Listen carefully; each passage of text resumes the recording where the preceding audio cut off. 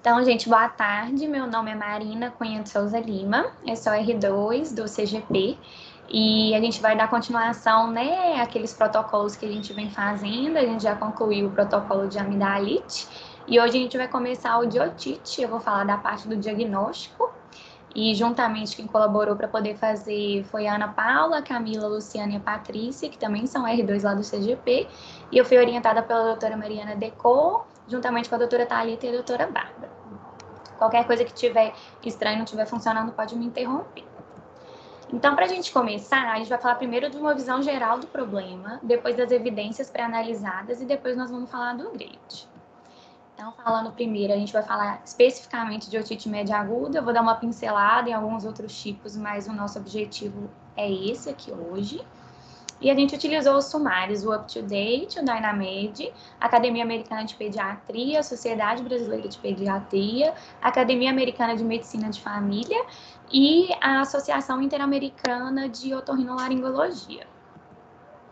E aí vamos começar então. O que é uma otite média? Ela é uma condição progressiva, inflamatória ou infecciosa que afeta a orelha média e ela pode ser de vários tipos. Então, a otite média aguda, propriamente dita, é a inflamação aguda, que é induzida tanto por vírus ou bactérias, que tem um início rápido de otalgia e febre associada.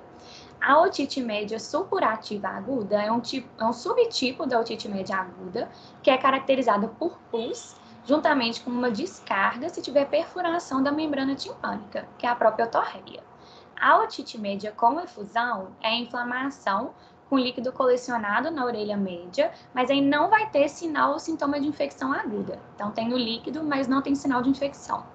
E a otite média supurativa crônica é uma inflamação crônica da mucosa da orelha média, pode ter perfuração da membrana timpânica também, com ou sem otorreia persistente, e tem que ter no mínimo de duração de 2 a 6 semanas.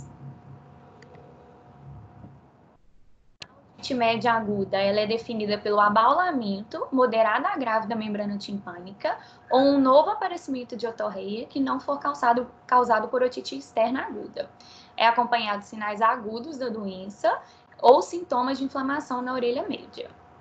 E aí, como é que a gente pode classificar essa otite média aguda? Ela pode ser não grave ou grave, sendo não grave aquela que tem uma otalgia leve e uma temperatura menor do que 39 graus. A grave é aquela que tem otalgia moderada a grave com uma febre maior do que 39 graus. A recorrente é uma classificação importante para a gente saber, porque quando a gente for falar sobre o tratamento, né, daqui a 2 semanas com a Ana Paula, é importante a gente saber isso na hora de escolher um antibiótico. Então, o que é uma otite média aguda recorrente? É quando se tem pelo menos 3 episódios separados de otite média aguda, bem documentados nos últimos 6 meses, ou 4 ou mais episódios no último ano, só que pelo menos um tem que ser nesses últimos 6 meses.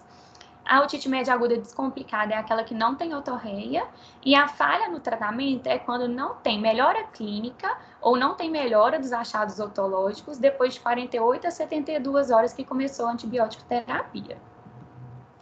Qual que é a epidemiologia da otite média aguda, né? Por que a gente precisa falar sobre isso e é importante a gente ter um protocolo? Ela é mais prevalente em crianças menores de 5 anos de idade, é principalmente em crianças de 6 a 24 meses e é mais comum em meninos também. A incidência estimada anual na população geral são 11 casos a cada 100 pessoas. E acho que esse próximo dado é o que mais justifica, assim, e alerta a gente. São mais de 5 milhões de casos de otite de média aguda anualmente em crianças americanas, resultando em mais de 10 milhões de prescrição de antibiótico, com mais de 30 milhões de visitas anuais para atendimento médico. E, além disso, a incidência da otite média aguda ela diminuiu depois da introdução de vacinas conjugadas pneumocócicas no calendário vacinal, que a gente vai discutir no artigo daqui para frente. E quais são as causas? Elas podem ser virais ou bacterianas. As virais mais comuns é o vírus sincicial respiratório, o rinovírus, adenovírus, coronavírus, bocavírus, o influenza, parainfluenza, enterovírus e o metapneumovírus. E as bacterianas mais comuns são as que a gente já está acostumado mesmo, que é o pneumo, o hemófilos influenza não tipável, lembrando que ele está associado à conjuntivite, eu vou falar mais para frente também, e a moraxella catarrhalis. E é menos comum o streptopiógenes, que normalmente ele está associado a uma otite necrotizante, e o micoplasma. Então, vamos falar primeiro sobre a epidemiologia. Esse é um artigo que a gente trouxe para a gente conversar, que é do Pediatrics, lançou em 2017, que fala sobre a epidemiologia depois que introduziu a vacina pneumocócica. É um estudo de coorte prospectivo longitudinal, que avaliou 615 crianças em Nova York, e foi feita uma avaliação durante os últimos 10 anos. Todas as crianças avaliadas tinham de 6 a 36 meses de idade retrospectivamente. E todos os diagnósticos de otite média aguda foram confirmados por um padrão ouro, que é a timpanocentese e cultura bacteriana da secreção da orelha média. E o que a gente observou? Dessas 615 crianças, com menos de um ano, pelo menos 23% tinha tido um episódio de otite média aguda, e até 4 anos, 60% já tinha tido um episódio. E com 4 anos também, até 24% tiveram 3 episódios de otite média aguda. E a idade que teve o pico de incidência foi de 6 meses a 1 ano de idade. E aqui a gente vai avaliar os fatores de risco associados. Então, primeiro falando só da otite média aguda. Então, eles estabeleceram que tanto a creche quanto a raça branca não hispânica, a atopia e a história familiar ou irmãos que tiveram história de otite média aguda, eles aumentam, né, a probabilidade de otite média aguda. Então, a gente vê que o P teve uma significância estatística, o intervalo de confiança todos, né, são maiores do que 1 e não cruzam, né, o efeito nulo, e o odds ratio também ele é positivo. Além disso, quais são os fatores que eles avaliaram com a soft condition, que eles colocam aqui, que seria a otite média recorrente mesmo, que a gente já falou. Seria o sexo masculino, a história familiar de otite e a presença da creche também na vida da criança. E aí, o que eles fizeram? Eles avaliaram a presença das 4 doses da vacina pneumocócica 7-valente até 2010 e depois de 2010 a 13-valente. E aí as doses eram com 2, 4 e 6 meses e o reforço com 15 meses de idade.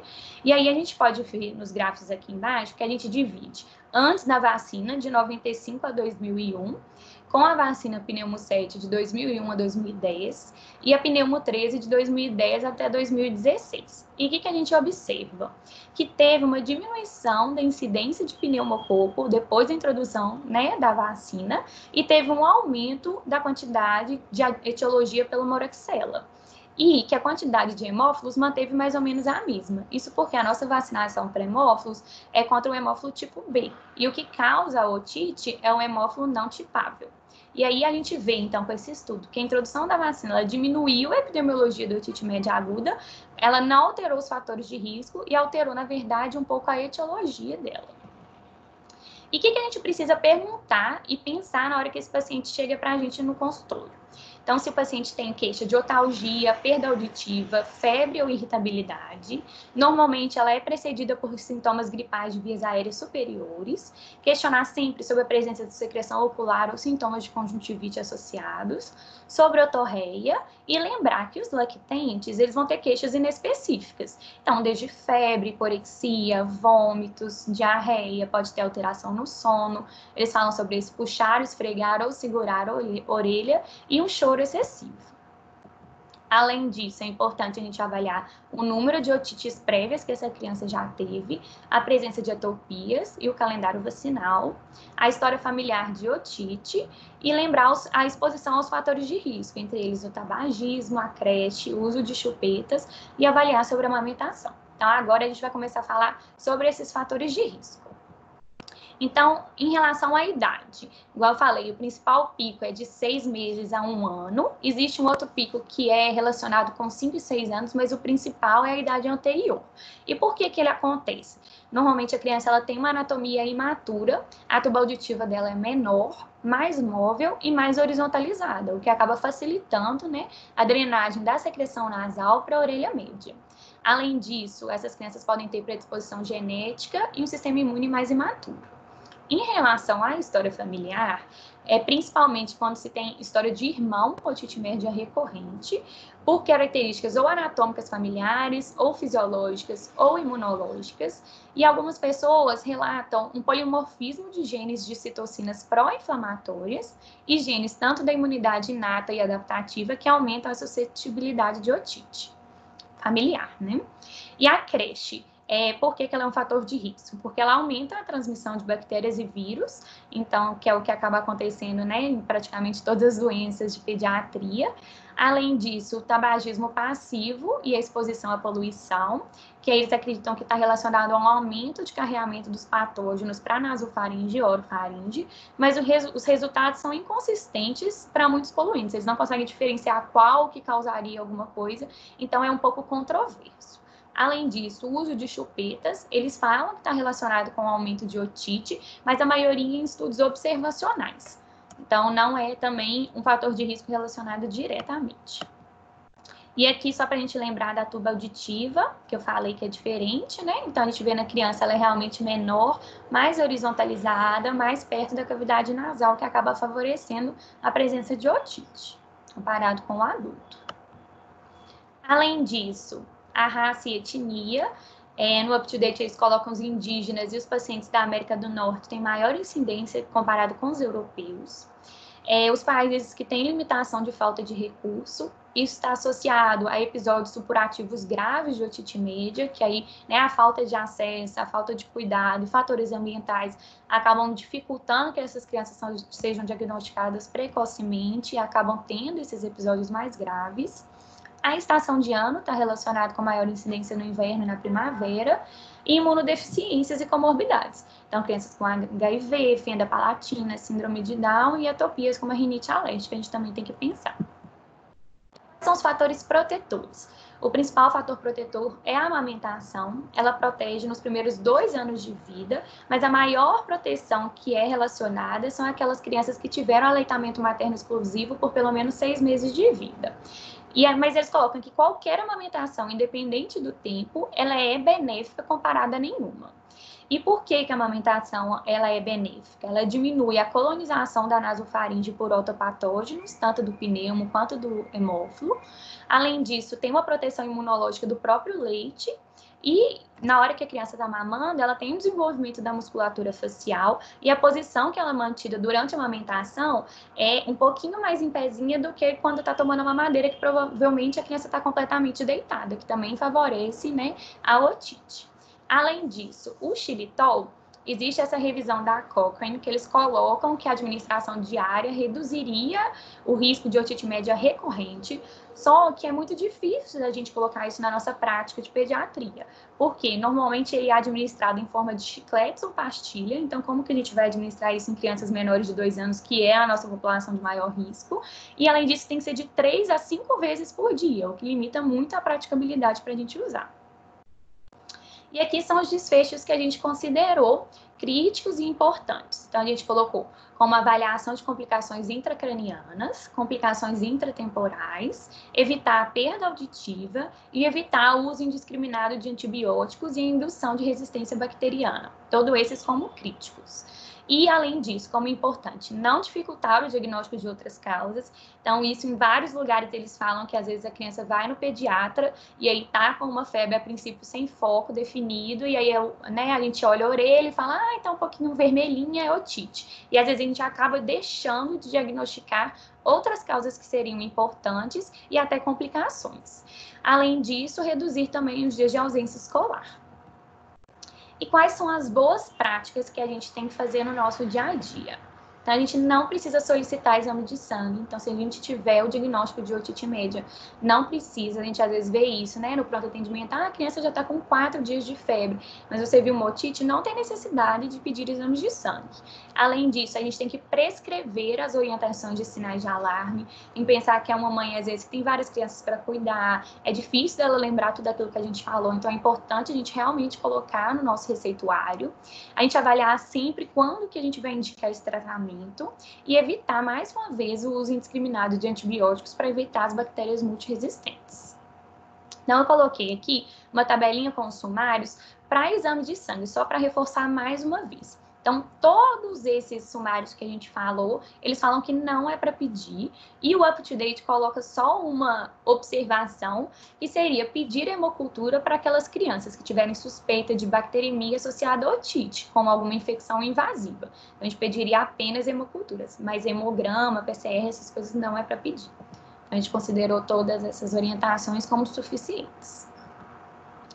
Como que a gente vai diagnosticar mesmo, então na parte propriamente. Então, o exame físico, 2/3 dos pacientes podem ter febre alta, maior do que 40 graus. A gente pode avaliar achados inespecíficos, igual eu falei, então irritabilidade, criança está com vômito, diarreia e hiporexia. Por isso que a gente sempre tem que fazer otoscopia independente. E é importante a gente avaliar a presença de secreção ocular ou sinais sugestivos de conjuntivite.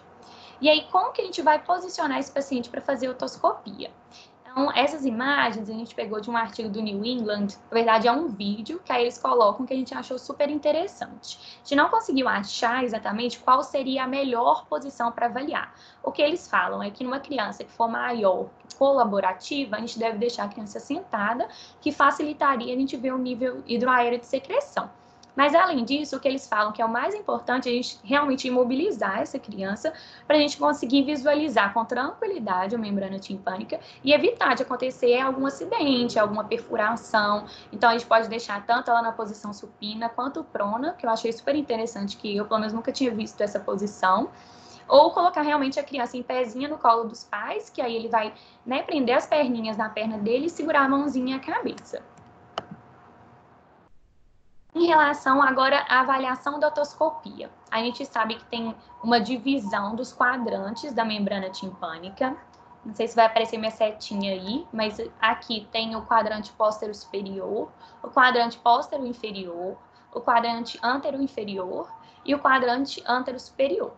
Então, a gente tem que pensar, na hora que a gente fazer a otoscopia, dividir nesses quadrantes e em cada um deles a gente avaliar posição, mobilidade, a translucidez, a cor, níveis de fluido hidraéreo, perfuração, se tem bolsa de retração ou colesteatoma. Eu vou explicar mais para frente o que que é.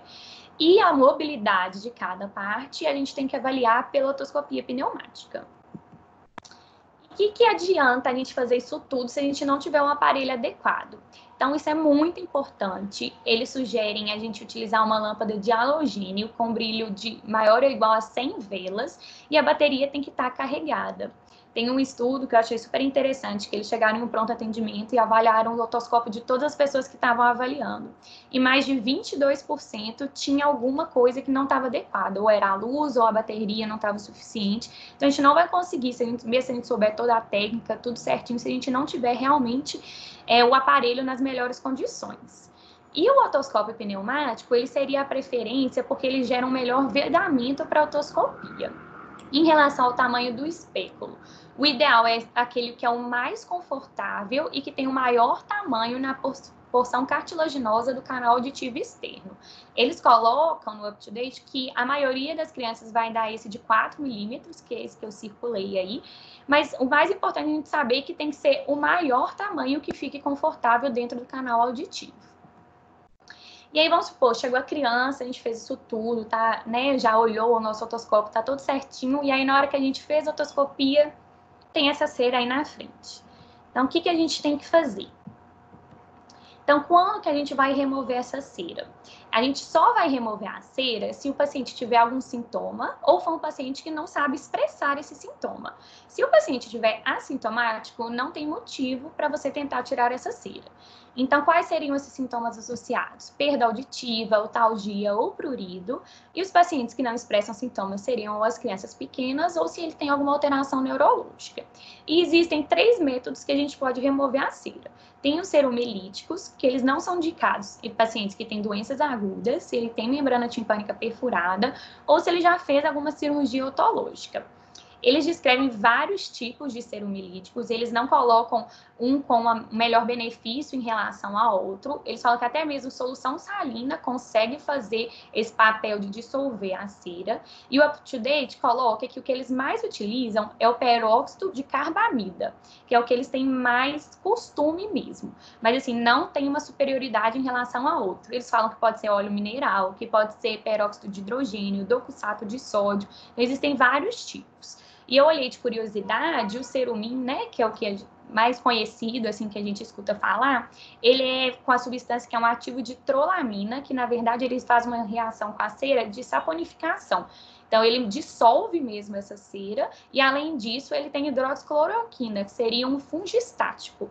Mas ele não tem orientação e não fala na população pediátrica seria para usar.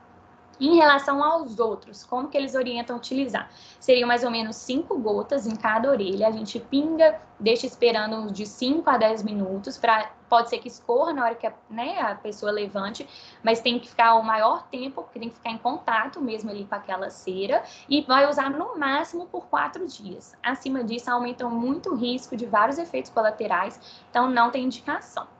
Além disso, a gente pode utilizar a irrigação, que pode ser feita com solução salina mesmo. Lembrar que tem que ser sempre aquecida, em temperatura ambiente. A gente não pode fazer com água gelada, senão pode gerar vários sintomas vestibulares, como nistagmo, e é muito desconfortável. E também tem que ser utilizada se a membrana timpânica for íntegra. E existe também a remoção manual, que a gente vai fazer se a gente tiver o equipamento adequado, se a gente for treinado para fazer isso e, de preferência, se a gente tiver visualização direta para essa retirada. A remoção manual seria a primeira opção em casos de anormalidades anatômicas ou pacientes que têm imunodeficiências. Então, aqui tem um videozinho, deixa eu ver se vai passar.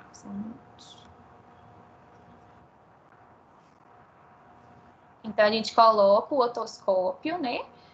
No canal auditivo, a gente vai visualizar bem, e sobre a visualização direta, a gente vai colocar a cureta mesmo, para poder fazer a retirada da cera.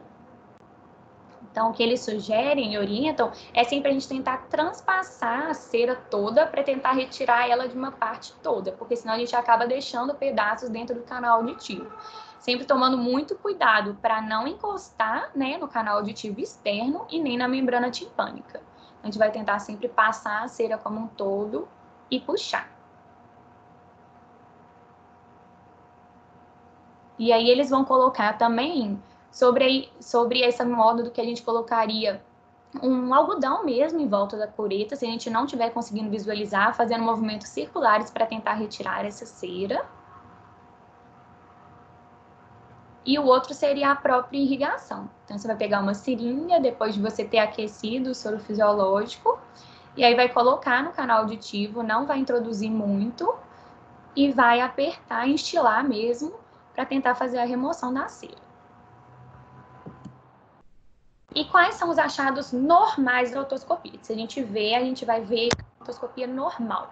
Então, a membrana timpânica, normalmente, ela está translúcida e perolada, e a movimentação da membrana timpânica com o otoscópio pneumático vai estar com uma movimentação tanto para fora, quando tiver pressão negativa, quanto uma movimentação de retração com pressão positiva. A gente vai conseguir ver todas as estruturas, eles falam daquele reflexo luminoso abaixo. Então, essa é uma membrana timpânica normal.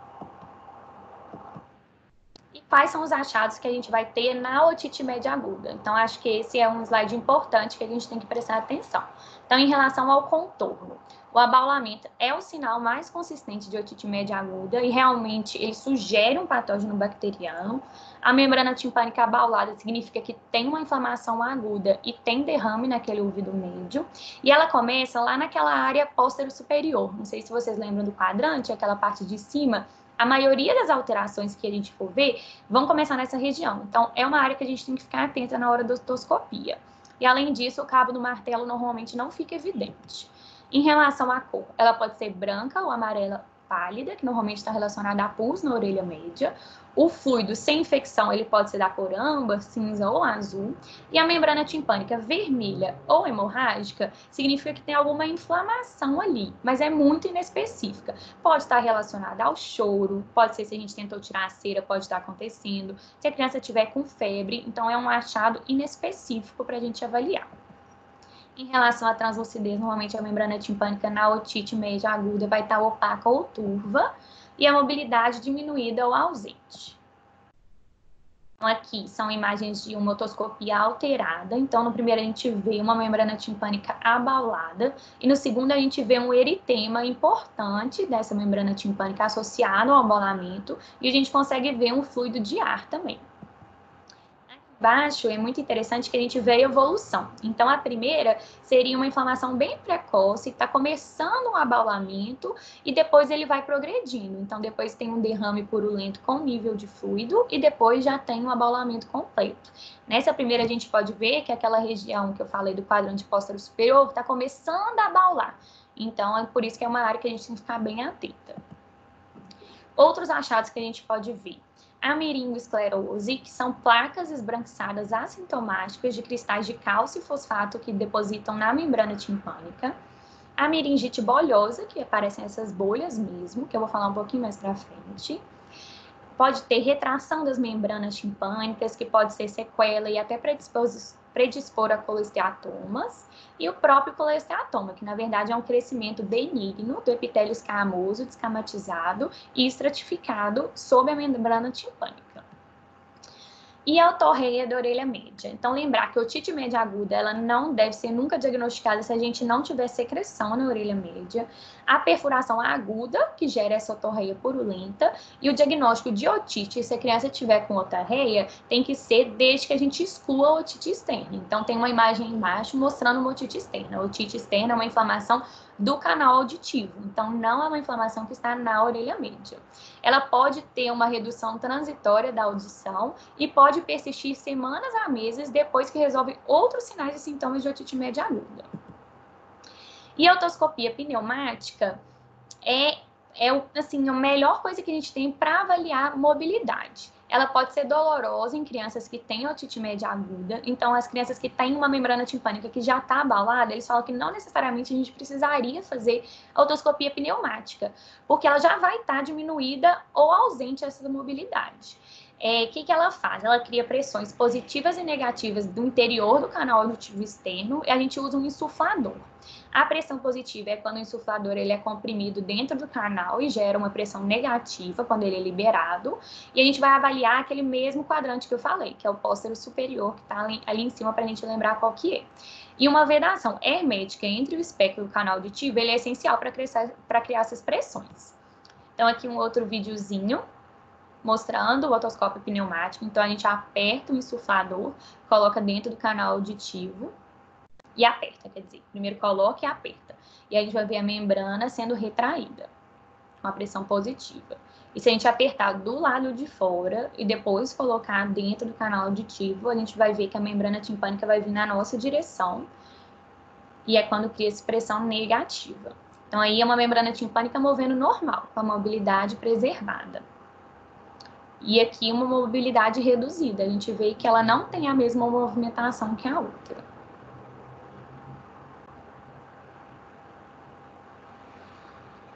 E aí a gente vê que o espéculo, se ele não for do tamanho adequado, vai escapar ar em volta e a gente não vai conseguir fazer essa vedação. Então, a gente pode, às vezes, achar que a mobilidade está reduzida, mas, na verdade, é o espéculo que está inadequado.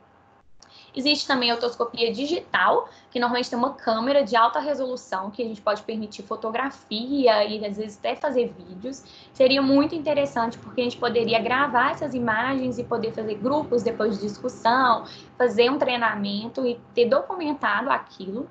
Mas ainda é incerto se eles vão melhorar realmente o diagnóstico de otite e reduzir a quantidade de antibiótico desnecessário.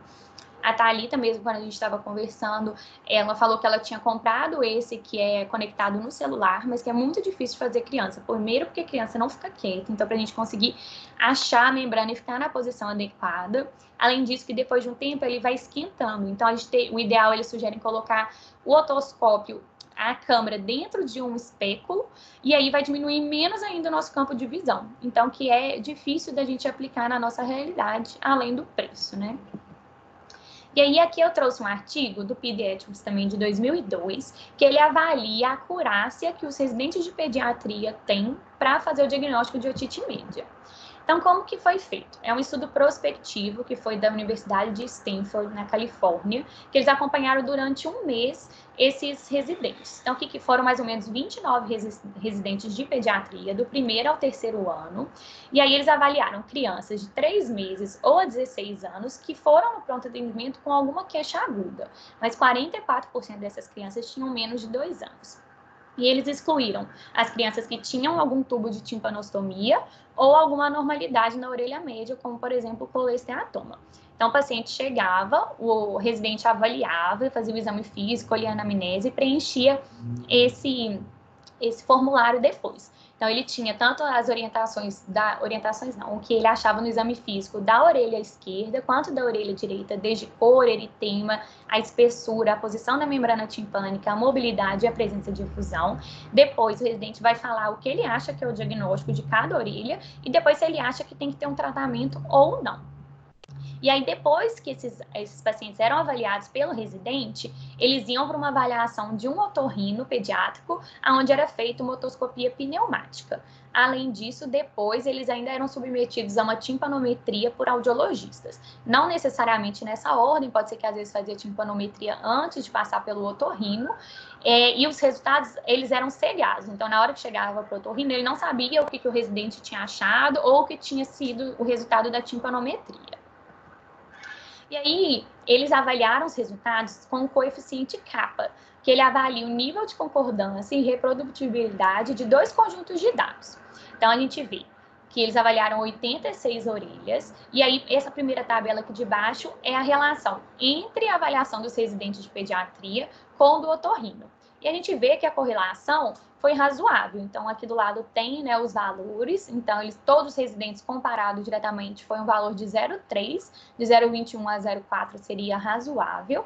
E quem teve o melhor desempenho foram os residentes do segundo ano, mais até do que os do terceiro ano, que tiveram uma correlação moderada, que foi 0,47, entre 0,41 e 0,6 seria moderado. Depois dessa relação, tanto do residente de pediatria quanto do otorrino, comparada à timpanometria. E aí a gente vê que o residente de pediatria teve uma relação leve e o otorrino em relação à timpanometria foi razoável. A gente pode chegar de conclusão. É que a gente tem que dedicar mais tempo obrigatório nessa doença, conclusão do artigo, tá, gente? Que é tão comum na pediatria, tanto na teoria como na prática, para que os médicos sejam mais competentes e precisos no diagnóstico. Existe uma escassez de educação formal para os residentes, e nesse estudo a gente vê que tem uma correlação razoável entre os residentes de pediatria e os otorrinos, além da timpanometria. Então, além da otoscopia, quais outros exames que poderiam ser feitos, mas que não fazem parte da nossa realidade? Seria a timpanometria e reflectometria acústica, que elas só avaliam se tem presença de fluido na orelha média. A timpanometria, ela mede a complacência da membrana timpânica, a função da tuba auditiva e da orelha média. Ela vai gerar um gráfico, que eu vou mostrar no próximo slide, que mostra a energia admitida no canal auditivo, que é refletida de volta para o microfone interno. E quando a pressão do canal varia de negativa para positiva. Já a reflectometria mede a reflexão do som na membrana timpânica, mas nenhum dos métodos ela diferencia se o fluido é infectado ou não, só fala se tem fluido na orelha média. E se a timpanometria ou a reflectometria acústica forem normais, é muito improvável o diagnóstico tanto de otite média aguda como de efusão. Então, aqui um gráfico de uma timpanometria, o gráfico A seria uma timpanometria normal e o gráfico B uma timpanometria alterada. A gente vê que ele não faz esse pico, né? Ele faz uma linha plana e aí isso mostra uma complacência reduzida da orelha média, que provavelmente está com algum derrame. E qual, então, que é o diagnóstico de otite média aguda? Então, precisa ter efusão e sinais agudos de inflamação da orelha média. Criança que tem efusão de orelha média, mas não tem evidência de inflamação aguda, ela vai ter otite média com efusão, não otite média aguda. O diagnóstico clínico, então, normalmente tem que ter o abaulamento da membrana timpânica, que é o sinal mais específico e reprodutível da inflamação aguda, e a perfuração da membrana timpânica com otorreia purulenta aguda pode ser também corroborar para a otite média aguda, lembrando que a otite externa tem que ser excluída. A efusão da orelha média, ela pode ser ou pela presença de bolhas ou nível de secreção, ou dois mais dos seguintes, que seria uma coloração anormal, branca, amarela, âmbar, cinza ou azul, ou uma opacidade de toda a membrana ou parte dela, não associada a meringosclerose, e a mobilidade prejudicada. Além disso, a presença de efusão poderia ser avaliada pela timpanometria, reflectometria acústica, a meringotomia ou a timpanocentese. Lembrar também da síndrome de otite conjuntivite, que normalmente ela é causada pelo Haemophilus influenza não tipável, mas pode ser causada por outros micro-organismos também. E a otalgia, normalmente ela começa no mesmo dia ou 3 dias após o início dos sintomas oftalmológicos. Então, a criança pode começar com sinais de conjuntivite e evoluir para uma otite. E a meningite bolhosa, que é aquela imagem que eu falei que forma bolhas, normalmente acontece em 5% dos casos de otite média aguda em menores de 2 anos, e ela apresenta mais dor no diagnóstico. Então, às vezes, é uma criança que está mais irritada do que uma outra em comparação que estaria só com a otite média aguda. E a principal etiologia, ela é viral. Né? A gente antes achava que tinha muita correlação com o micoplasma, mas os estudos atuais já mostram que os agentes são, a maioria, os mesmos de uma otite média aguda, e a principal etiologia é realmente viral. E aqui é um resumo dos sumários do diagnóstico clínico. O que acontece? A gente tem um guideline da Academia Americana de Pediatria de 2013, que eu vou mostrar até a capa aqui para vocês, que é a melhor evidência e é o que todo mundo segue até hoje. Então, não tem nenhum guideline atualizado em cima desse e todos os sumários citam ele. A única diferença que eu separei aqui, o UpToDate, é porque o UpToDate coloca com as palavras dele, mas todos falam desse da Academia Americana. Então, vou ler a tabela desse lado daqui, que é o abaulamento. Se for moderado a grave, já é o diagnóstico. Se tiver alguma otorreia não relacionada à otite externa, e se tiver algum abaulamento pequeno, mas tiver recente com otalgia, que pode ser também só segurar, puxar ou esfregar a orelha, e com eritema intenso da membrana timpânica. Então, tem que ter essa associação de sintomas. Além disso, a gente não vai diagnosticar otite média aguda se não tiver efusão na orelha média, e a gente tem que sempre fazer a avaliação da dor desse paciente, principalmente para tratamento depois de analgesia.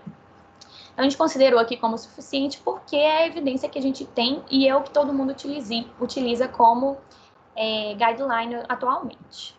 Então, essa é a capa dele, só para todo mundo ver. É muito interessante, ele vai colocando várias afirmações durante e depois ele discute embaixo tudo que tem de evidência em cima daquela afirmação que ele colocou. E ele coloca também a parte de tratamento.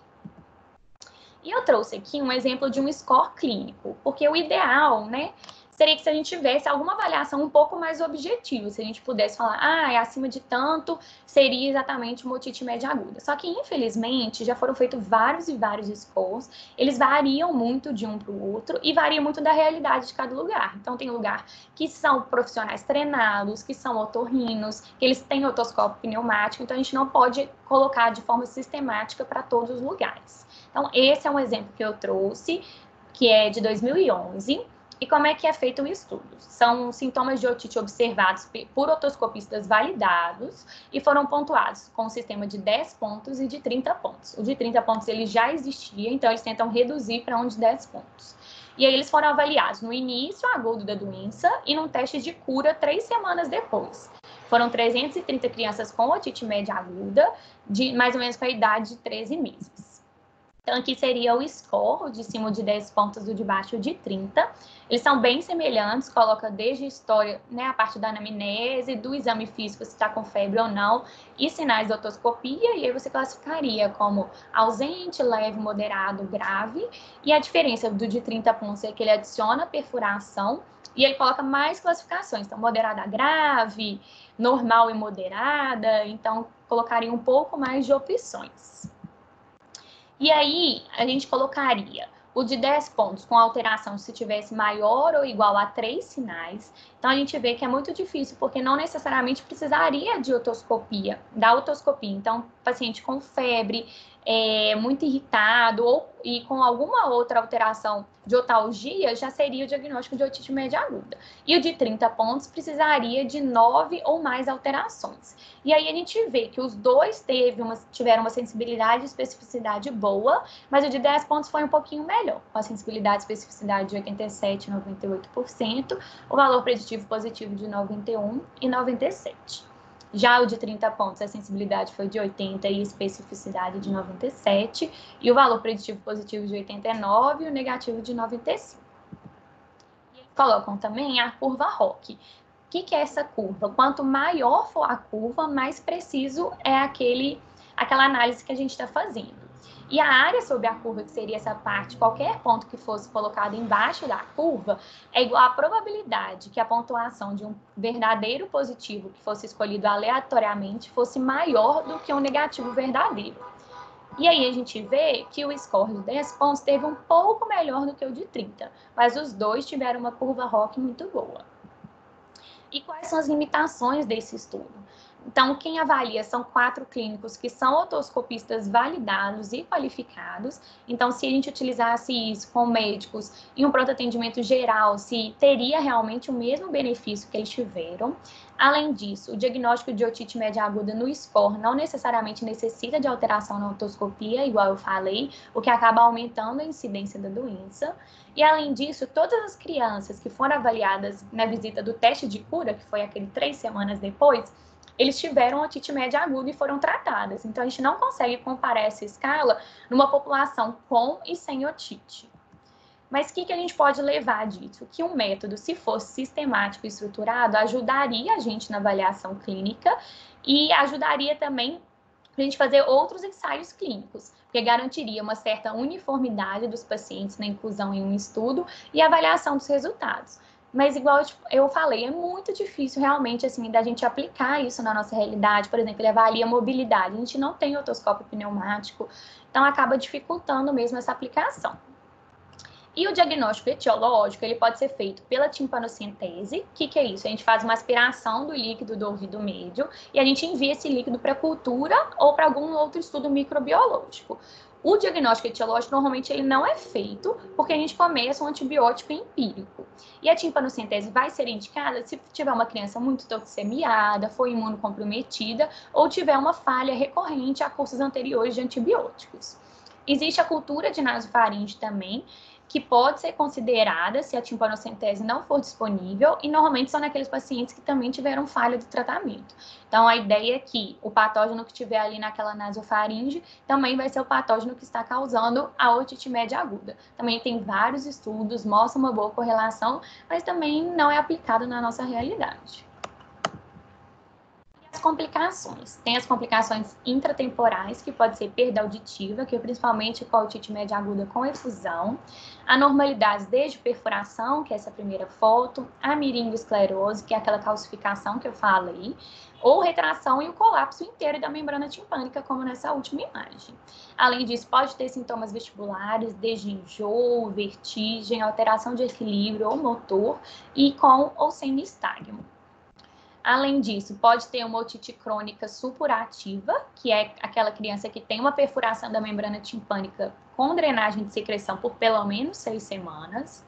O colesteatoma, que é aquele crescimento anormal de um epitélio escamoso na orelha média, que pode acometer também a mastoide. E a mastoidite, que é a complicação supurativa mais comum, que a gente até vê na nossa realidade. E lembrar que é sempre indicação de internação.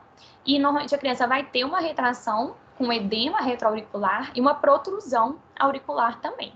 E pode ter paralisia de nervos cranianos, como o facial e o abducente. Intracranianas pode ser a meningite, abscesso epidural e cerebral, trombose do seio lateral ou cavernoso, empiema subdural e trombose de carótida. Então, uma criança que chega para a gente com meningite, a gente tem que sempre lembrar de avaliar, fazer uma otoscopia e perguntar sobre o passado de otite média. E agora é a parte do grade. Então, a nossa pergunta clínica seria bem geral mesmo, como diagnosticar crianças com otite média aguda. A gente colocando na pergunta PICO, serão os pacientes com faixa pediátrica. A nossa intervenção seria o diagnóstico clínico de otite média aguda. A nossa comparação à ausência de otite média aguda. E o desfecho seria a acurácia dos sinais e sintomas. Então, a gente fez uma estratégia de busca exaustiva, a gente leu tudo assim que estava no nosso alcance de sinopse, de sumário. Infelizmente, assim, a gente tem um déficit muito grande, principalmente em otite média aguda e no diagnóstico clínico, porque a maioria dos artigos são muito antigos, então de 90 e poucos, e a gente teve dificuldade de realmente achar ou alguma revisão sistemática ou uma meta-análise que a gente pudesse avaliar aqui com todo mundo. A melhor evidência que a gente achou foi esse artigo aqui, que é o que a gente vai apresentar, que é, na verdade, de uma série nesse livro do JAMA mesmo, que eles colocam sobre o exame físico racional na clínica. Então, eles colocam é super interessante, várias condições que são comuns no pronto atendimento e vão colocando as evidências que tem em cima disso. Então, a gente trouxe o de otite média aguda, que pergunta se essa criança tem.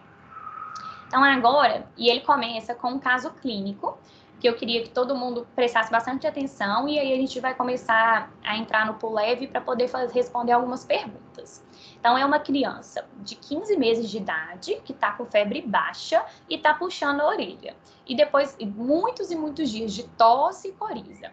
A criança, ela fica na creche, já teve um episódio de otite média aguda há 4 meses atrás, e no consultório médico, ele está febril, mas está muito irritado, tem uma rinorreia hialina, um eritema de faringe posterior, mas a ausculta respiratória dela está normal.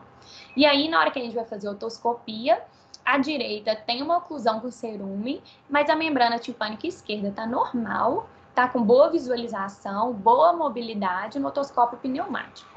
E aí a gente opta por retirar esse cerume na orelha direita, e aí a gente visualiza uma leve peremia dessa membrana, e a mobilidade também está preservada com o otoscópio pneumático. E aí, o que vocês acham? Esse paciente do caso tem ou não otite média aguda? Então, pedir para vocês entrarem aí no Pull Leve, o meu login aí, o link é Marina Lima 994. Para vocês colocarem aí para mim se acham que tem, não tem, ou se vocês não sabem. Que aí a gente vai analisar junto para a gente ver o que tem. Vou ficar esperando um pouquinho aqui. Então, por enquanto, todo mundo acha que não.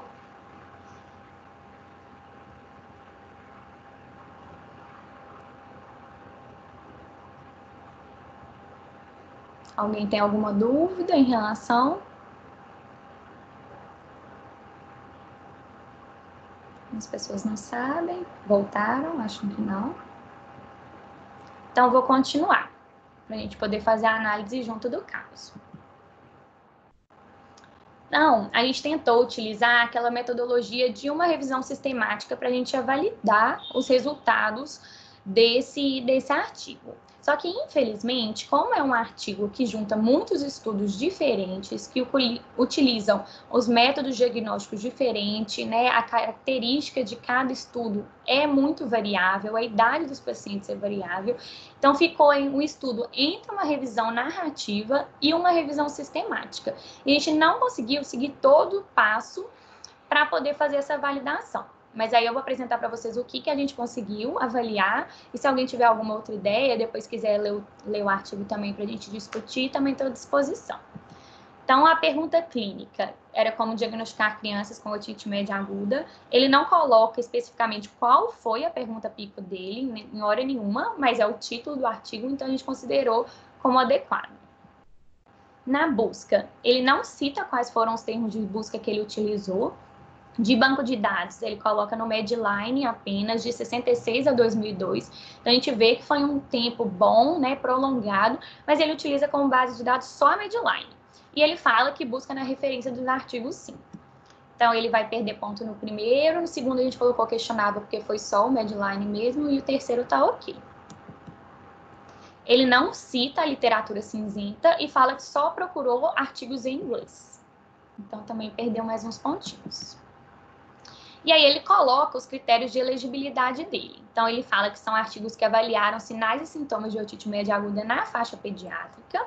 Ele utiliza a timpanocentese com padrão ouro em um dos estudos, ou então eles utilizam como padrão ouro aqueles que tiveram definição clínica padronizada.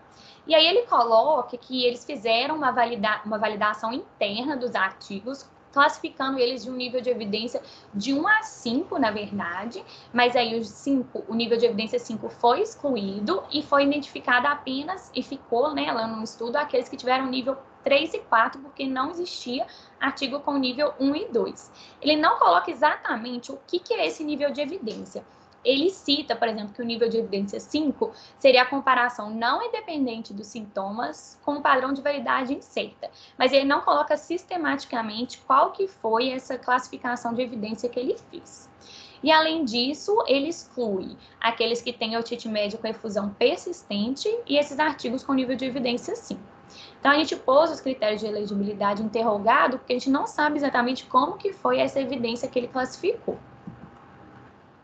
Ele utiliza 2 autores independentes para poder fazer essa seleção, não cita o grau de concordância entre os revisores, e ele não tem um diagrama de prisma, mas ele cita durante toda a metodologia como que ele fez essa seleção e ele coloca uma tabela depois. Então, a gente considerou adequado. Então, a gente fez mais ou menos um diagrama aqui. Então, eles começaram com 397 artigos da Medline, de 66 a 2002, e depois eles selecionaram 50 artigos que estavam falando sobre otite média aguda. Desses 50, eles selecionaram 17 que falaram especificamente sobre sinais e sintomas de otite média aguda, e desses 17, depois selecionaram apenas 6, porque só esses 6 que realmente incluíam naqueles critérios de inclusão que eu falei anteriormente, né? Que foi da timpanocentese ou uma definição clínica padronizada, o nível de evidência de 1 a 4 e em relação aos sintomas de otite média aguda na faixa pediátrica. Aqui são a seleção dos artigos que falavam sobre a acurácia dos sinais e sintomas na otite média aguda. Então, a gente vê que são artigos muito antigos, então tem desde 82, o mais recente é de 98. A gente vê que a idade é muito ampla, então tem de 0 meses a 15 anos de idade em algum deles. O N também é muito variável, o melhor deles foi o último, que teve um N maior, de 2.911 pacientes, mas teve artigo que teve até 171. E todos os anteriores falaram só sobre sintomas, era apenas o diagnóstico clínico considerado como padrão ouro, e só o último que fala sobre os sinais que utilizou a timpanocentese. E todos esses artigos não foram cegados. Então, um artigo ele avaliou a precisão, 4 artigos avaliou a acurácia dos sintomas e um artigo avaliou a acurácia dos sinais. Então, avaliando agora primeiro os artigos do sintoma. Então, o que é a acurácia? A acurácia é a proximidade que o resultado tem do seu valor de referência. Então, é a gente acertar o alvo lá no meio mesmo, igual a Patrícia já tinha falado na aula anterior dela. Então, quanto maior a acurácia daquilo que está sendo avaliado, mais próximo do resultado que a gente quer encontrar. E a precisão, ela fala sobre variabilidade. Então, a precisão, ela é um grau de variação resultante de um conjunto de medições realizadas. Quanto mais preciso, menos variáveis são aqueles resultados. Então, por exemplo, nesse terceiro alvo aí, a gente vê que ele é preciso porque tem uma variabilidade pequena, mas não é acurado porque ele não acerta o nosso objetivo de referência. E o que é o likelihood? Só para a gente lembrar, é quando um determinado resultado do teste diagnóstico vai aumentar ou diminuir a probabilidade pré-teste, nesse caso, para a otite média aguda. Então, seria a probabilidade de encontrar o achado em um paciente que tem a doença, sob a probabilidade de encontrar o mesmo achado em um paciente que não tem a doença. E no estudo, eles colocam que o likelihood maior do que 1 já aumenta a probabilidade para otite média aguda. Quando ele for maior do que 10, ele é praticamente conclusivo para otite média aguda. E de 5 a 10 significa que eles são bastante úteis, mas a gente não pode concluir.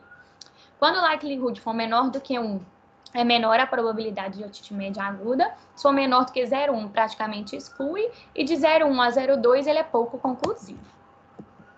Então, agora a gente vai olhar só os estudos do sintoma. Então, eu separei aqui, primeiro a gente vai falar de otalgia. Então, a gente vê que a otalgia, o likelihood variou de 3 a 7,3, todos com intervalo de confiança, né, maior do que 1, sem passar pelo efeito nulo. Só que ele estava presente apenas em 50% a 60% dos pacientes. Considerando uma prevalência inicial que eles utilizam de otite média aguda de 20% para menores de 5 anos, isso aumenta a probabilidade de ter esse achado de otalgia para 43% a 65%. Em relação à febre, foi até uma surpresa, mostra que a sua ausência provoca pouca mudança na probabilidade de otite média aguda. Então, a gente vê que a maioria dos likelihoods foram menores do que 1. Tem um estudo isolado que tem o likelihood um pouco melhor, mas ele é muito variável e eu vou explicar um pouquinho mais para frente quais foram as inconsistências dele. E os outros não mostram o efeito da febre. Além disso, tem um último que mostra a suspeição dos pais com otite média aguda. E o likelihood é 3,4, e se o pai não tivesse essa suspeição, o likelihood negativo seria 0,4. Só que eles questionam muito, porque normalmente um pai que chega num consultório e fala assim, eu acho que meu filho está com otite, a gente vai acabar direcionando a anamnese e vai fazer uma otoscopia mais específica, né, olhando mais detalhes. Então, se isso já não influenciaria o médico que está avaliando. Além disso, os pais que têm crianças que têm otite com repetição ou já tiveram várias infecções de vias aéreas superiores, eles talvez fossem um pouco mais capazes de pensar nesse diagnóstico do que aqueles pais que estão passando por aquilo como primeira vez. Então, isso tudo influenciaria aí nesse likelihood. O ear rubbing, que na verdade seria aquele puxar de orelha, só tem um estudo que fala, que é o likelihood positivo de 3,3, com intervalo de confiança também sem passar pelo efeito nulo, mas é um estudo isolado, e existe um outro estudo, que é esse estudo de Baker, que ele não coloca, mas ele relata na metodologia e nos resultados, que ele não observa uma relação desse sintoma isolado com a otite média aguda, que às vezes a criança está descobrindo a orelha, ela está com uma forma de carinho de segurar, então ela isolada, sem ter outros sintomas associados, a gente não pode considerar. E quais são os vieses desses estudos? Então, eu vou falar o viés dos estudos dos sintomas. Então, os resultados, eles são limitados por causa de um viés de espectro. O que é isso? Os pacientes que são selecionados, eles não podem ser representativos para a população como um todo. Isso acaba afetando a sensibilidade e especificidade. Por quê? Os pacientes, em alguns estudos, são avaliados por especialistas. O que acontece também é que eles têm maior incidência de otite média recorrente e otite média de efusão crônica. Então, isso acaba não sendo muito aplicado à realidade da população como um todo. Além disso, também tem o viés de incorporação, que é quando o teste índice e o padrão de referência, eles não são independentes. Acaba superestimando a sensibilidade e especificidade. Então, o que é isso? Então, por exemplo, a criança já chega, o pai já começa a falar que acha que é uma otite média aguda. Como a gente está avaliando realmente os sinais, a queixa de otalgia, a queixa de febre, o médico já vai ficar sugestionado e ele vai ficar não cegado para aquilo. Nesse, tem 4 estudos que falam que o diagnóstico clínico é o padrão, e só um que usa a timpanocentese como método confirmatório. E isso acaba melhorando o likelihood dos sintomas. A gente também considerou como não adequado. E aí a gente tentou montar uma tabela do grade, até no grade pro, só que a gente teve muita dificuldade, principalmente porque é um teste diagnóstico muito variável entre os estudos entre si. Igual eu falei, a população é muito diferente, os métodos são muito diferentes, então a gente não conseguiu montar realmente no site. Então a gente montou aqui, de forma que a gente foi avaliando cada estudo. E aí a gente vai falar sobre a otalgia e a febre. Então, um resumo dos achados. A otalgia, então, nesse primeiro artigo, que é o do Niemela, ele usa 354 pacientes, no segundo, 302, todos são estudos transversais de coorte. A gente considerou o risco de viés muito grave, porque os pacientes e os médicos não são cegos para avaliação dos sintomas, além daqueles viés que eu te falei, viés de incorporação e do espectro. Evidência indireta, a gente considerou no primeiro como grave, porque ele utiliza uma faixa etária muito abrangente, de 1 mês até 15 anos de idade. No segundo, ele utiliza de 6 meses a 2 anos e meio, então a gente considerou como não grave. A inconsistência a gente pôs como não grave porque eles não conseguiram fazer uma meta-análise em cima desses achados. Então, por isso que a gente colocou. A imprecisão a gente também considerou como não grave, porque o intervalo de confiança não é tão amplo assim. E o viés de publicação, existem vários potenciais fatores de confusão. O likelihood positivo no primeiro, igual eu falei, foi 3, no segundo 7,3, e o negativo 0,6 e 0,4. E a gente considerou esse teste como acurácia baixa. Em relação à febre, existe um terceiro, além da análise dos 2 primeiros que eu já falei. O terceiro, ele utiliza 172 pacientes. A gente também considerou o risco de viés muito grave pelos mesmos motivos. A evidência indireta também como grave, que ele também considera pacientes até 15 anos. E a gente pôs a inconsistência como grave porque ele não define muito bem quais foram esses valores de febre. Às vezes ele fala que os pais só falaram que a criança estava com febre ou só começaram a observar depois que alguém falou que poderia ser otite. Então, a gente colocou com uma inconsistência grave. De imprecisão são todos não graves, porque eles não conseguiram fazer uma meta-análise. E o viés de publicação, o limiar dessa febre subjetiva também a gente acabou rebaixando esse teste de acurácia para muito baixa, apesar de ter sido o único com likelihood positivo, igual eu falei anteriormente, e os 2 primeiros com likelihood inferior a 1. E agora a acurácia dos sinais. Então, foi um estudo só que avaliou os sinais e alguns desses pacientes foram submetidos à timpanoscentese. E aí, depois que tiveram essas alterações do exame clínico, eles corrigiram o likelihood desses sintomas, desses sinais, desculpa. E aí a gente vê que o melhor que a gente tem é realmente o abaulamento de membrana timpânica. Teve um likelihood muito bom de 51, né, com intervalo de confiança de 36 a 73. E a gente vê que a coloração do normal até a parte que ela está opaca vai aumentando esse likelihood. Então, quando ela está só um pouquinho vermelha, 1,4, na hora que ela está mais vermelha, 8,4, e quando ela está realmente opaca, chega até 34. E a mobilidade, quando ela realmente está com essa mobilidade reduzida, também tem um likelihood bom de 31. E a gente vê que a coloração normal e a posição normal e a mobilidade normal, e fica muito menos provável de realmente ter uma otite média aguda. O likelihood todos menores do que 1.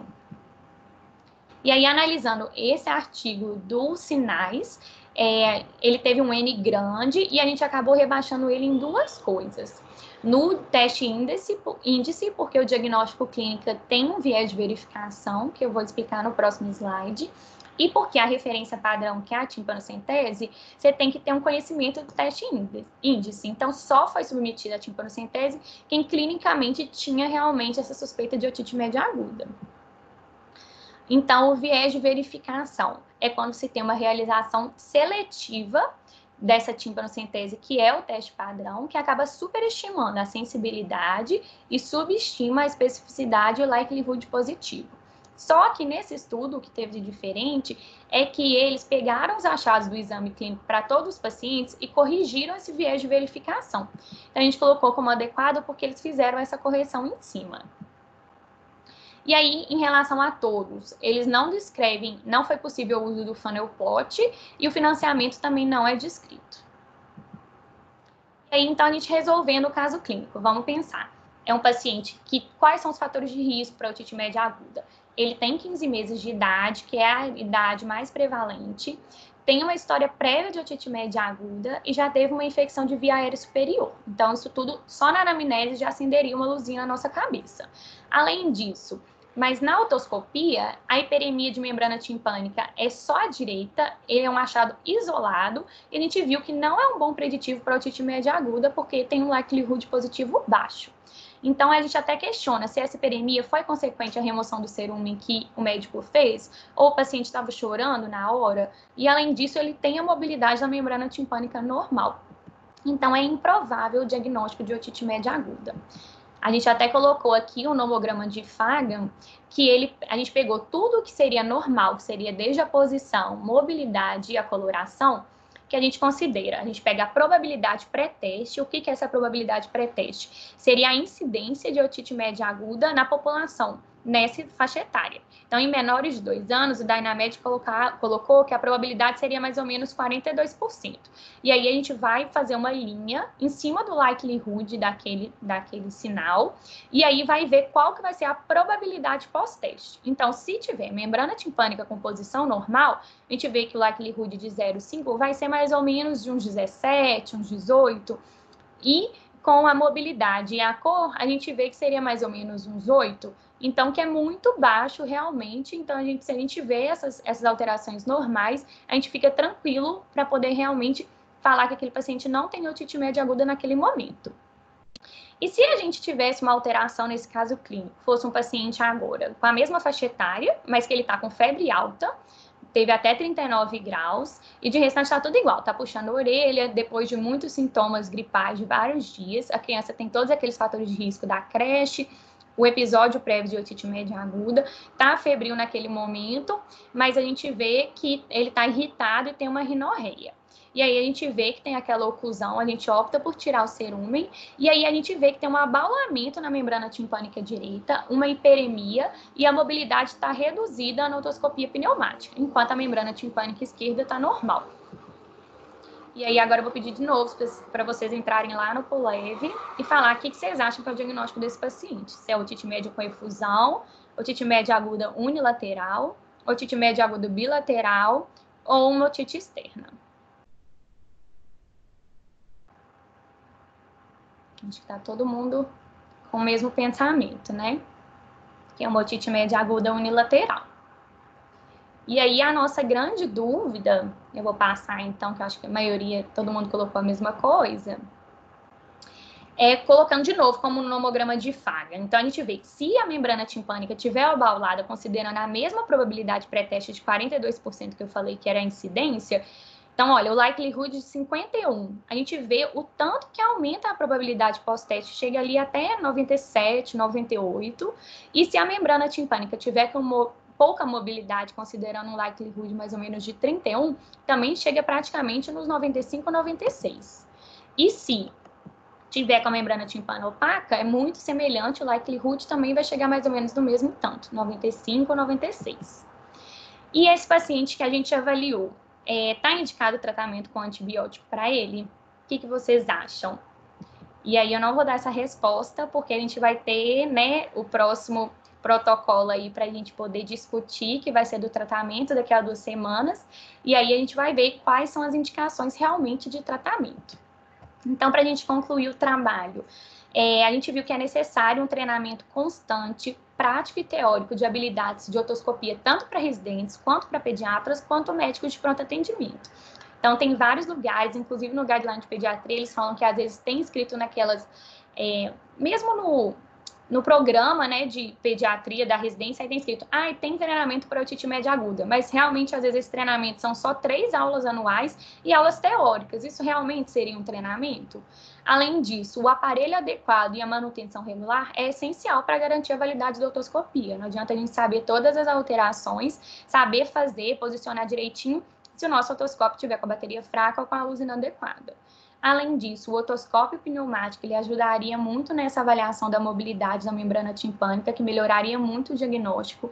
Então, até a gente estava até conversando, assim, se seria possível, às vezes, a gente comprar para o hospital realmente, guardar em um lugar que a gente tivesse acesso, anotando quem pegou tudo certinho, que ajudaria muito, né, a gente poder fazer esse diagnóstico de otite média aguda.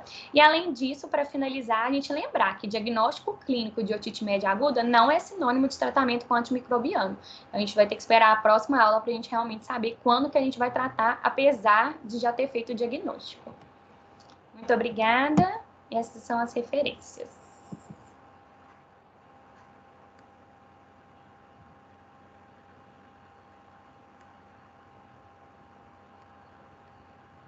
Estão me ouvindo? Parabéns, Marina. Foi excelente. Obrigada, Bárbara. Eu já tinha visto uma vez, mas assim, ficou muito lindo. Os casos clínicos, os tomogramas de Fagan, né? Que bom. Você brilhou muito bem, tá dominando o assunto, deu para ver o tanto que você estudou. Puro orgulho. Foi Obrigada. bom mesmo essa aula, ainda bem que gravou, sabe? Para ficar lá no YouTube. Que bom, obrigada. Excelente. Parabéns mesmo. Eu fiquei um pouco frustrada, assim, eu até falei várias vezes com a Mari, que falei, não tem evidência, a gente não tem estudo novo, não tem, mas infelizmente é a evidência que a gente tem, né, e aí a gente tem que utilizar ela, mas eu acho que deu para resumir e a gente entender, assim, o que a gente tem que olhar, né, na otoscopia. Com certeza, uma aula super ilustrada, acho que dá até empolgação mesmo, né, de estudar mais, de se aperfeiçoar, achei que foi, com certeza, motivou todo mundo. Muito bom. Alguém tem alguma dúvida? Quer falar alguma coisa? Marina, é a Flávia. Ei, Flávia. Parabéns, foi muito, muito bom. Obrigada. Mas eu fiquei com uma dúvida agora no final, porque eu tinha até anotado aqui, você tem assim, quando você tem uma clínica bem característica de otite média, você não precisaria fazer otoscopia porque ela é dolorosa na otite média aguda e não realizada. Eu fiquei com dúvida, assim, que horas que ela seria boa de ser feita? Seria mais naqueles casos iniciais, sabe? Pelo que, assim, eu entendi, seria aqueles pacientes, igual aquela imagem que eu mostrei, que tá começando a baular, a gente ainda tem dúvida, tem só uma hiperemia, tá meio opaca, e aí sim a gente teria que fazer a otoscopia pneumática para ter mais um dado para a gente ver se a mobilidade tá prejudicada ou não. Mas se realmente tiver o abaulamento, a gente não precisa fazer, que aí ela já seria o diagnóstico de otite média aguda mesmo. E aí, nesses casos iniciais, se a mobilidade estiver alterada, aí é um ponto a mais para eu pensar em otite média, é isso? Isso, exatamente. Beleza. E só mais uma coisa, hoje terminou o estágio lá no CTI do Júlia, e o coordenador de lá, que é o Bruno, a proposta de mestrado dele, acho que o estudo do mestrado dele é sobre exatamente otoscopia em residentes do primeiro e do segundo ano. Ah, é? Que legal, nem sabia. E ele mostra, assim, ele está fazendo, né, então ele está fazendo, dá uma aula, ou por simulador, ou teórica, e a gente faz um pré-teste, um pós-teste depois dessa aula, com otoscopia, mesmo treinamento de otoscopia, e daí 15 dias você faz de novo. Então, só vou aproveitar para fazer uma propaganda, porque ele está precisando de R1 para completar o N dele. Muito Se legal. algum dos R1s que estiver assistindo a aula tiver interesse de fazer, é bem legal, eu fiz lá esse tempo que eu estive lá. Só me mandar mensagem que eu mando o contato dele, e é bom para ajudar, né, também a pesquisa dele. Com certeza. E, né, igual eu falei várias vezes, a gente precisa treinar mesmo, né, que é super comum, se a gente não pegar a mão, a gente realmente não vai fazer. Então, super legal, nem sabia, coincidência. É isso, Marina, parabéns, obrigada. Mari, você quer completar alguma coisa? Mari me mandou mensagem falando que ela está atendendo uma urgência, que ela não vai conseguir falar. Coitada. Olha que pena. Pois é. Faz não parte, sei se né? a Thalita quer falar. Então eu vou aproveitar. Mais uma vez, dizer para a Marina, né, o tanto que ela brilhou. Deixa eu acender a luz aqui, né, senão vocês nem me veem direito. Voltei, gente. Como que foi ótima a aula, né, assim, apesar de você ter ficado meio frustrada, eu cheguei a te falar isso, porque, por incrível que pareça, os elementos que estão para diagnóstico que você trouxe, principalmente os dados somados de exame clínico, né, assim, da anamnese, dos sintomas com os sinais, e aí valorizar demais a questão do abolamento, já vai fazer uma diferença muito grande na vida do pediatra, lá da ponta, lá da atenção primária, das UPAs, né? Porque o objetivo desse protocolo é chegar lá também. Então, quem sabe a gente vai parar de ver essa história de um menino com febre e orelhinha vermelha, ou o menino que está puxando a orelha, né? Que é algo que super incomoda a gente, esse sinal que a mãe fica falando, ele fica colocando a mão na orelha o tempo inteiro, isso aí ele deve estar com inflamação no ouvido. Então, quem sabe agora a gente vai começar a ter um critério melhor, né? Para que os pediatras realmente não considerem qualquer ouvido vermelho sinônimo de otite. Então, eu acho que já é um ganho. Parece bobagem, né? Mas já é um ganho, né? E fica muito claro tanto que a gente precisa progredir nessa questão do treinamento, né? Então, assim, estimular mesmo que as residências façam esse treinamento. Eu nem sabia que existe um simulador, né? A Flávia falou aí. Também fiquei curiosa. Me interessei por essa história de simulador, né? E assim, a rigor, o ideal seria mesmo a gente ter um daqueles otoscópios lá que você mostrou, né? Ou o otoscópio com a câmerazinha acoplada, ou aquele outro de talvez uma resolução melhor, porque né, como você trouxe na aula, eu tenho um daqueles mais simples, que foi até a Isabelinha tá aí, né, Isabela? Tá todas as nossas reuniões. Foi ela que deu origem à série lá no PA, que comprou um desse, me estimulou, eu comprei outro. Mas, infelizmente, a aplicabilidade não é tão boa, porque realmente tem, na criança é tudo mais complicado. O conduto é muito estreito para a gente introduzir esses aparelhos, então fica difícil.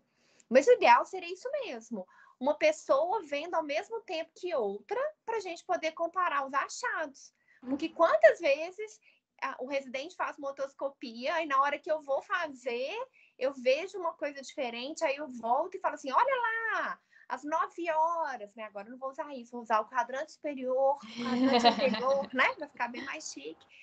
E aí a gente, na hora que o residente vai olhar, já entrou uma cera no meio do caminho, ou então ele nunca viu direito um abaulamento, fica esperando uma figura de livre, não é bem assim, e aí fica bem complicada mesmo, né, a otoscopia. E a oportunidade que vocês têm para treinar a otoscopia é basicamente no PA e no posto de saúde, né? E é pouco tempo se a gente for pensar nisso. Então, eu fico pensando que a gente tem que aprimorar nisso mesmo, tá?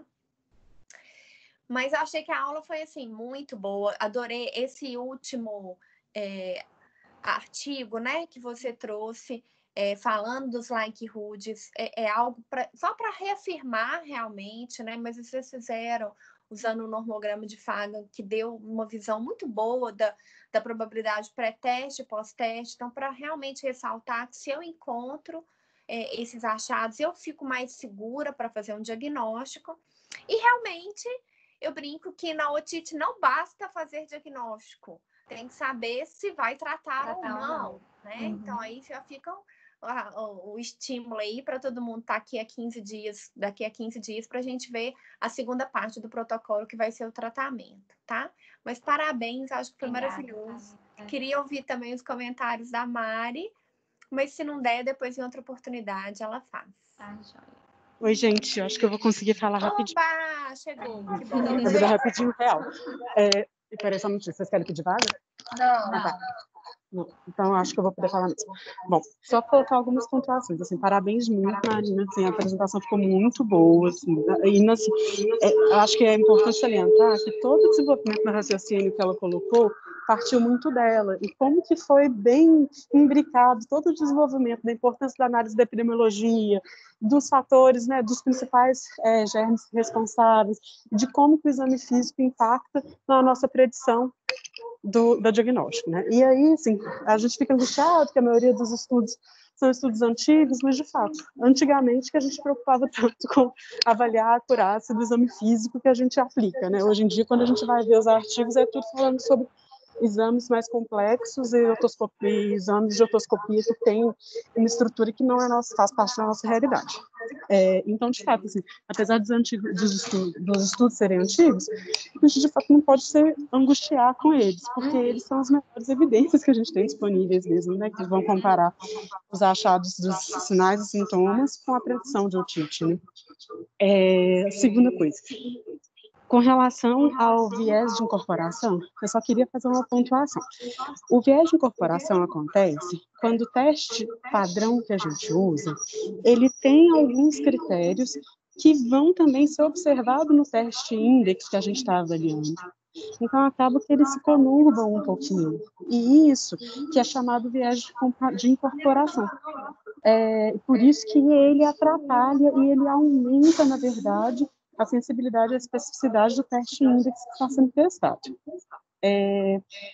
Bom, eu acho que as outras colocações, né, que a Bárbara e a Thalita colocaram, principalmente com a importância da gente entender o impacto dos achados que a gente tem no diagnóstico e da gente valorizar de fato, estou chegando perto, da gente valorizar de fato aquelas coisas que são mais importantes ou mais impactantes no diagnóstico. Acho que isso vai mudar muito a nossa capacidade de avaliar e diagnosticar adequadamente o paciente. E a gente tem sempre que ter em mente que a nossa capacidade de diagnosticar não é uma boa capacidade. Aquele estudo que a Marina mostrou sobre o diagnóstico e a acurácia diagnóstica entre o residente e o otorrino, ela não é longe da realidade da nossa capacidade de diagnóstico. Tem alguns estudos que avaliaram o CAPA, né, a concordância entre o diagnóstico de estafes do pronto atendimento com o otorrino, e ela também tem dados muito semelhantes. E eu acho que o resultado final de tudo que a gente tem que ver nessa apresentação é que, olha, otite, a gente diagnostica com dificuldade, a gente tende a valorizar coisas que não deveriam ser valorizadas ou que não têm um impacto tão grande no diagnóstico. E, além disso, quando diagnosticada corretamente, não necessariamente a gente vai ter que tratar, que é o próximo passo aí. É isso, eu vou desligar aqui rapidinho, porque agora eu vou ter que voltar para mim mesmo. Um beijo, gente, parabéns. Obrigada, parabéns, viu, Mari, pela toda a ajuda. Thalita e Bárbara também. Foi um desafio, mas deu tudo certo no final. E obrigada mesmo. E as meninas também pela ajuda. Marina, quero só completar que eu coloquei no chat aí, gente, essa observação bacana, que foi um aprendizado para todos nós também, da meningite bolhosa. Coloquei um artigo até que a Mariana me mandou falando do micoplasma como o não agente responsável pela meningite. Então, nós estamos, além de tudo, quebrando mitos. Né? Então, aquele mito antigo, não, viu, a meningite, isso aqui é micoplasma, olha que bacana. Evidências novas mostrando que não é, tá? Então, assim, é interessante para a gente ver como que a gente tem que estar sempre atualizando, sempre estudando e não ficar preso, né, a essas coisas do passado. E eu queria só reforçar, né, o que a Mari falou agora, que o fato dos estudos serem antigos, mas, gente, quem que se preocupa com otite, né? Todo mundo que passa, né, por pronto atendimento fica achando, né, otite, eu quero saber de parada, quero saber de outra coisa. Não, olha o tanto de novidade que a gente tem. E sendo que a gente ainda estuda pouco esse tema. Então, a gente precisa. Então, na hora que a gente fala assim, fazer um protocolo de otite, olha lá que bacana, fazer um protocolo de otite, a gente precisa estudar e aprender mais, né? Então, mais uma vez, parabéns por ter abraçado essa causa junto conosco e ter brilhado tanto aí nessa apresentação. Tá? Obrigada, gente. Um beijo. Beijos, tchauzinho.